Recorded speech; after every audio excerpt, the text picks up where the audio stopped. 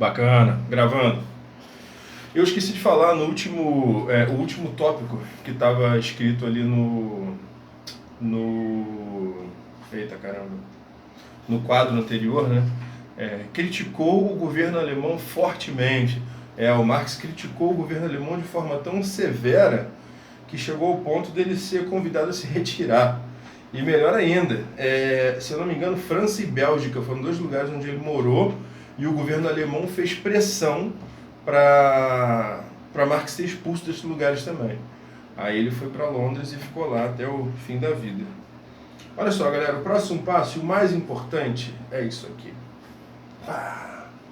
Para o nosso amigo Marx, veja bem, burguesia é a tese, ou seja, é o grupo que está vigente, que comanda a sociedade. E quem é a burguesia? São as pessoas que oferecem os meios de produção. Ficou feio esse quadro. O que significa meios de produção? Cara, são formas para que a produção industrial aconteça, entendeu? Então o nome meios de produção é literal mesmo. São meios, são formas, maneiras de produzir, entendeu? E quem é que representa esse grupo aqui? São os patrões, certo? São os chefes, né? Chefe não, o patrão, que são os donos das paradas, certo? Das empresas. No caso do Marx aqui, indústria, né? E quem é o outro lado? A antítese, né? O lado contrário da burguesia. É o proletariado, que são os trabalhadores. No processo da produção industrial, esses trabalhadores oferecem o quê? Eles oferecem a mão de obra. O que é mão de obra? É o trabalho. Por isso que tem essa ligação direta aqui, ó. Por exemplo, eu sou professor, mão de obra, trabalho. Mas eu preciso de meios para produzir, para desenvolver o meu trabalho. Eu preciso de uma sala, preciso de um ar-condicionado, vocês sabem bem, né? Eu preciso de quadro, preciso de caneta, de tinta, de apagador, de carteiras, certo? De uma mesa na frente do quadro, de repente um computador, embora eu seja um cara meio antiquado. Entendeu o lance? Então, galera, é fundamental que existam formas para que o camarada produza, para que ele exerça a mão de obra dele. E quem são essas pessoas? São os funcionários, são os trabalhadores, os empregados, ok? Então, essa aqui é a visão do Marx em relação à dialética hegeliana, certo? Ele aplica à sociedade. Aí, galera, o que isso tem? Como é que a gente pode entender isso de maneira prática? Cara, o problema, na realidade, até para o Marx mesmo, não é que exista o patrão. Ele tem um problema, assim, com o patrão. Mas o principal é a exploração, certo? Existe um conceito que eu vou falar com mais calma no próximo vídeo, que é a mais-valia. Cara, o que acontece? Se um camarada, se o patrão vai lá e ganha X, ele vai garantir que o funcionário dele ganhe muito menos. Se bem que o jeito que eu coloquei a frase parece malvado, né? Mas é assim, tudo que o patrão arrecada, né, todo o dinheiro que ele ganha, ele tira uma fatia muito pequenina para pagar os funcionários. Então ele fica com a maior parte. E a justificativa é o quê? Mas sou eu que dou os meios de produção. Imagine isso então numa realidade de fábrica, que foi onde o Marx mais observou isso acontecer. Numa fábrica, cara, para você montar uma fábrica, imagina uma fábrica de automóveis, por exemplo. Cara, você precisa investir milhões e milhões. Então, se não tiver, eu posso ser um metalúrgico sensacional. Se eu não tiver uma fábrica onde eu trabalhar, eu não vou conseguir produzir, eu não vou conseguir exercer minha mão de obra.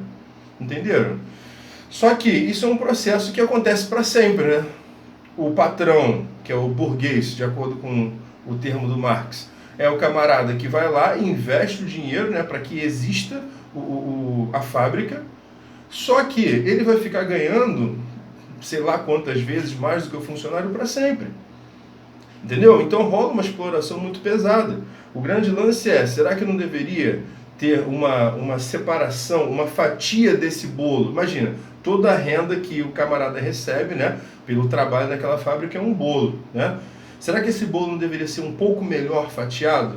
Para que os funcionários não ganhassem tão pouco e o patrão não ganhasse tão muito? Essa é a base do questionamento, é a exploração que acontece, certo? Quem já foi meu aluno, já é meu aluno, já deve ter ouvido esse exemplo, né? Poxa, se você tem uma empresa e você ganha 100 mil por mês, cara, pode ter certeza, ainda mais nos lugares como o Brasil, né, muito inspirados nos Estados Unidos, com o capitalismo selvagem, aquele pesadão mesmo. Cara, um cara que ganha 100 mil por mês, ele vai pagar para os funcionários um salário mínimo, depende do cargo do funcionário também, né? Mas enfim, eu assisti um documentário na TV uma vez sobre uma empresa, uma indústria de pesca na Finlândia. E é um negócio totalmente fora dos padrões estadunidenses com os quais nós estamos acostumados. O dono da empresa ganhava apenas 20% a mais do que o presidente. Então tinha o dono, né? Dono que fundou, tal, beleza, mas praticamente não trabalhava mais, e tinha o presidente, que era o cara que mandava em tudo, de fato, mas era funcionário dele, entendeu? E como é que era essa divisão? Cara, 20% a mais. Então, se o dono ganha 100 mil por ano, o funcionário dele ganhava 80. Olha só, isso é impossível de se imaginar numa sociedade como a que nós vivemos aqui no Brasil, né? Que a questão é sempre pagar o mínimo possível, sempre pagar o mínimo possível. Essa é a ideia central, entendeu? E a crítica do Marx, e basicamente dos marxistas, acaba girando em torno disso. Por que essa exploração tão severa? Não teria como ajeitar as coisas? Aí, a solução proposta por Marx e Engels, seu camarada, que eu vou escrever na próxima aula, a solução que eles propõem ficou conhecida como socialismo científico. Mas antes já haviam proposto uma solução, que era chamada de socialismo utópico. Sabe o que era o socialismo utópico? Por isso que o nome é utópico? Os próprios empresários pensavam, cara, eu estou ganhando muito dinheiro, os meus funcionários estão passando necessidade, vou reduzir o que eu estou ganhando para dar mais dinheiro a eles. Dá não, né? Repassar o dinheiro que seria deles por direito, entendeu? Mas enfim, aí essa é a ideia básica do nosso amigo Marx. E cuidado com o termo burguesia, sim?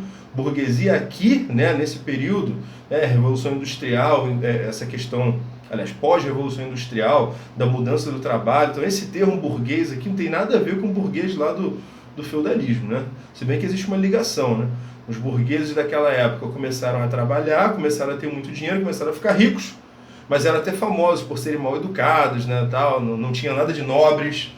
Só que isso foi a primeira geração, né? As gerações subsequentes dos burgueses já eram filhos de ricos. Então já não tinham mais aquela questão dos maus hábitos, já não tinham mais a questão da falta de educação, já não tinham a questão de ter que trabalhar, porque os pais já tinham dinheiro. Então burguesia, quando Marx fala, é isso que eu mostrei para vocês no quadrinho, beleza? Então até a próxima, galera. Bacana.